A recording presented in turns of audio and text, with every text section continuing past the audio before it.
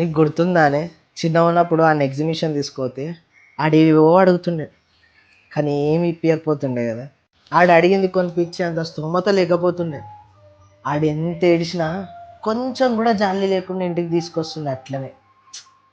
పాపం ఎంత ఏడుస్తుండే కదా ఆడు. ఆ దెబ్బకాడు 2 రోజులు అన్నం తినకపోతుండే. కానీ ఇప్పుడు నా చెప్పులు గిట ఆడే కొనిపిస్తుండు. అరే వద్దురా నార్మల్ చెప్పులు కొందామంటే వద్దు డాడీ బ్రాండెడ్ చెప్పులే వేసుకో మంచిగా ఉంటాయి అని చెప్పి అంటుండు. వద్దురా అంటే పండుగ పండుగ చిన్నపిల్లలకి ఇప్పించినట్టు మన ఇద్దరికి కొత్త బట్టలు ఇప్పిస్తుంది.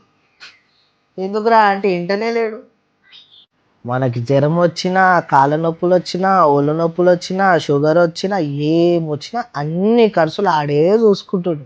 నువ్వు సంపాదించే మొత్తం పైసలు మా మీదనే ఖర్చు పెడుతున్నావురా అంటే ఆడేమన్నాడో తెలుసా? అరే ఊకో డాడీ మిమ్మల్ని నేను చూసుకోకపోతే ఎవరు చూసుకుంటారు చెప్పు. అయినా చిన్నగా ఉన్నప్పుడు డాడీ నన్ను ఆ స్కూల్లో జాయిన్ చేయి, నాకు జ్వరం వస్తుంది హాస్పిటల్ తీసుకోవు, నాకు ఆ చెప్పులు ఇప్పి ఈ షర్ట్ ఇప్పి అని అడుగుతూనే పంపించినావా? నీకు అది ఎట్లనో నాకు ఇది అట్లా. ఊకిది అనకు నన్ను. నా ఇష్టం, నేను ఖర్చు పెడతా. నీకంటే నాకు ఎవరు ఎక్కువ చెప్పు.